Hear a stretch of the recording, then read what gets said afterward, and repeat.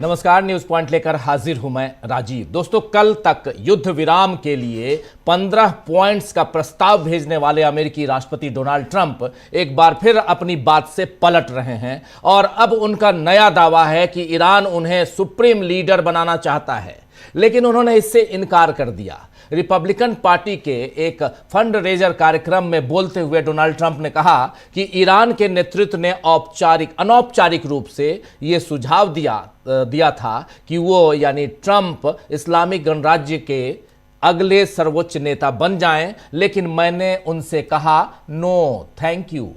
हालांकि ट्रंप की बातों को अब उनकी पार्टी के लोग भी गंभीरता से नहीं लेते हैं और कई रिपब्लिकन नेता अब ट्रंप से ईरान जंग के मसले पर दूरी बना चुके हैं। इस बीच ट्रंप ने एक बार फिर ईरान को धमकाया है। ट्रंप ने ट्रूथ सोशल पर पोस्ट किया कि ईरानी बातचीत करने वाले बहुत अलग और अजीब हैं।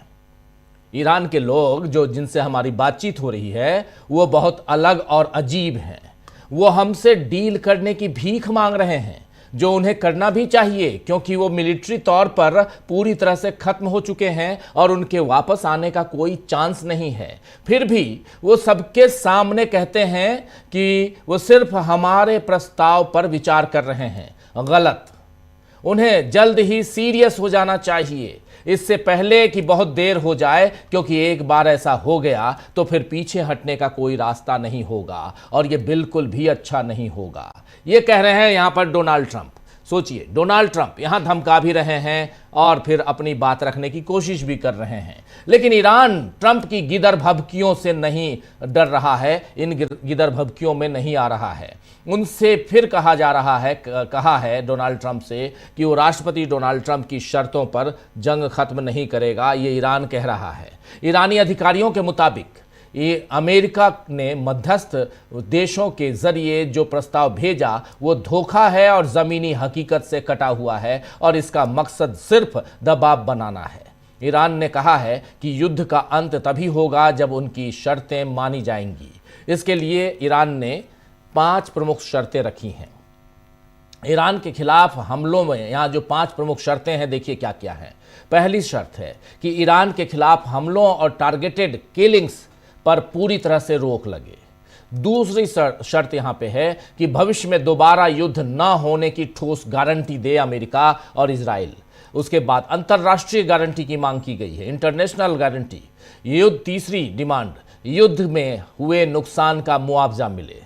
चौथी डिमांड, सभी मोर्चों पर संघर्ष का पूर्ण अंत हो। और 5वीं डिमांड, हॉर्मुज स्ट्रेट यानी स्ट्रेट ऑफ हॉर्मुज पर ईरान के अधिकार को अंतर्राष्ट्रीय मान्यता मिले। ये कहा गया है इधर ईरान की तरफ से। ईरान ने यह भी कहा है कि जब तक उसकी शर्तें पूरी नहीं होती हैं तब तक जवाबी कार्रवाई जारी रखेगा ईरान।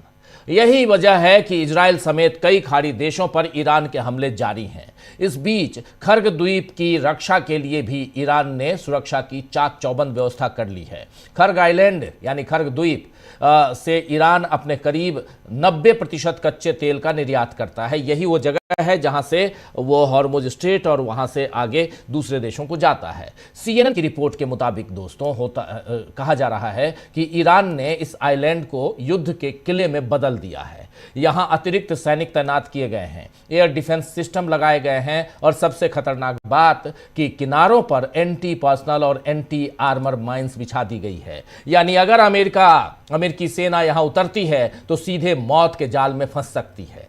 बताया जा रहा है कि अमेरिकी राष्ट्रपति डोनाल्ड ट्रंप की टीम इस छोटे से द्वीप पर, छोटे से आइलैंड पर, खर्ग आइलैंड, इस पर कब्जा करने के विकल्प पर विचार कर रही है। मकसद है कि ईरान पर दबाव बनाकर स्ट्रेट ऑफ हॉर्मुज को फिर से खोलने के लिए मजबूर करना, लेकिन सैन्य विशेषज्ञ इस प्लान को बेहद जोखिम भरा बता रहे हैं। डिफेंस एक्सपर्ट्स का साफ कहना है उनके मुताबिक कि खर्ग आइलैंड पर जमीनी ऑपरेशन का मतलब भारी अमेरिकी नुकसान हो सकता है। ईरान ने हाल ही में मैन पैड्स यानी कंधे पर दागे जाने वाले मिसाइल सिस्टम भी यहां तैनात किए हैं, जो हेलीकॉप्टर और फाइटर जेट्स से के लिए बड़ा खतरा है। ये कहा जा रहा है डिफेंस एक्सपर्ट्स के मुताबिक उनके द्वारा। इसी बीच ईरान के विदेश मंत्री सैयद अब्बास अरागची ने दो टूक कहा है कि जहां भी अमेरिकी हित दिखेंगे वहां हमला किया जाएगा और जो देश अमेरिका का साथ देगा वो भी निशाने पर होगा। इस बयान ने पूरे इलाके में डर और तनाव का आलम यहां बढ़ा दिया है, यानी डर और तनाव और ज्यादा बढ़ा दिया है इस बयान ने। हालांकि यह डर केवल ईरान के दुश्मनों के लिए है, क्योंकि अरागची ने यह भी कहा है कि स्ट्रेट ऑफ हॉर्मुज पूरी तरह बंद नहीं है, बल्कि सिर्फ दुश्मनों के लिए बंद है। उन्होंने कहा कि दुश्मन देशों और उनके सहयोगियों के जहाज़ों को इस रास्ते से गुजरने की अनुमति देने का कोई कारण नहीं है। साथ ही अरागची ने यह भी दावा किया है कि ईरान की सेना ने मित्र देशों के जहाज़ों के लिए सुरक्षित रास्ता सुनिश्चित किया है। एक सरकारी टेलीविजन को दिए गए एक इंटरव्यू में अरागची ने कहा कि ईरान ने अब तक चीन, रूस, पाकिस्तान, इराक और भारत जैसे देशों को, भारत भी है इसमें, भारत जैसे देशों के जहाज़ों को गुजरने की अनुमति दी है। इस बीच ये तो एक दूसरी खबर ये भी कि ईरानी संसद यानी मजलिस जो है, वहाँ की संसद मजलिस ने स्ट्रेट हॉर्मुज से गुजरने वाले जहाज़ों पर टोल टैक्स लगाने के लिए कानून को मंजूरी देने पर वो विचार कर रही है। ईरान की संसद विचार कर रही है, यानी ईरान अब इस जल मार्ग से सुरक्षित गुजरने के लिए जहाज़ों से शुल्क वसूल सकता है, टैक्स वसूल सकता है।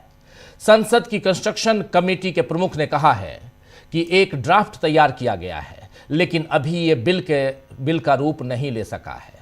उन्होंने बताया कि इस प्रस्ताव का मकसद वहां से गुजरने वाले जहाज़ों को सुरक्षा देना है। हालांकि अभी ये साफ नहीं है कि कितना टोल वसूला जाएगा, यानी टोल नाका वहां पर बनाया जाएगा, लगाया जाएगा। यानी यहां साफ है कि ट्रंप के कारण सारे देशों में बिना बात का आर्थिक दबाव झेलना पड़ रहा है सारे देशों को, क्योंकि बिना तेल के किसी का गुजारा नहीं होने वाला है। यह आप और हम और पूरी दुनिया अच्छे से जानती है। ट्रंप भी इस बात को अच्छे से समझ चुके हैं, इसीलिए अब किसी भी तरह जंग को रोकने में वो लगे हुए हैं, मगर इसमें उनका बड़बोलापन सबसे बड़ा नुकसान करवा रहा है।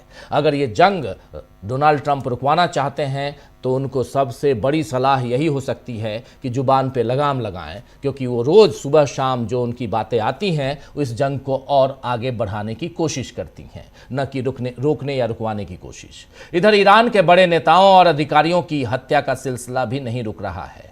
अभी ईरान के इस्लामिक रिवोल्यूशनरी गार्ड कोर यानी IRGC के नेवी कमांडर अली रेजा तंगसीरी, जी हाँ, अली रेजा तंगसीरी की एक हमले में मौत हो गई है। यह हमला ईरान के रणनीतिक रूप से महत्वपूर्ण बंदरगाह शहर बंदर अब्बास में हुआ है।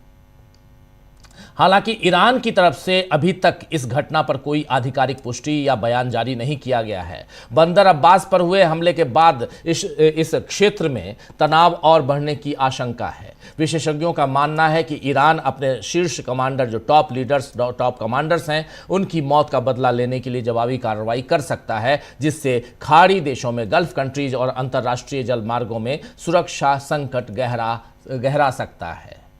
तो एक तरफ युद्ध विराम का दिखावा, सीज फायर का दिखावा, और दूसरी तरफ ईरान के शीर्ष नेताओं और अधिकारियों को मारने का सिलसिला जारी रखने से क्या शांति बहाली हो पाएगी? ये एक बड़ा सवाल है दोस्तों। क्या राष्ट्रपति डोनाल्ड ट्रंप अपने करीबी सहयोगियों और नेतन्याहू के बुने हुए जाल में खुद फंस गए हैं, जिससे निकलने का रास्ता उन्हें नहीं मिल रहा है? अपने ही दांव से कैसे पलट रहे हैं डोनाल्ड ट्रंप, और ईरान ने कैसे कर दिया है बड़ा खेल? आज इन सब पर हम इस अगले घंटा डेढ़ घंटा हम चर्चा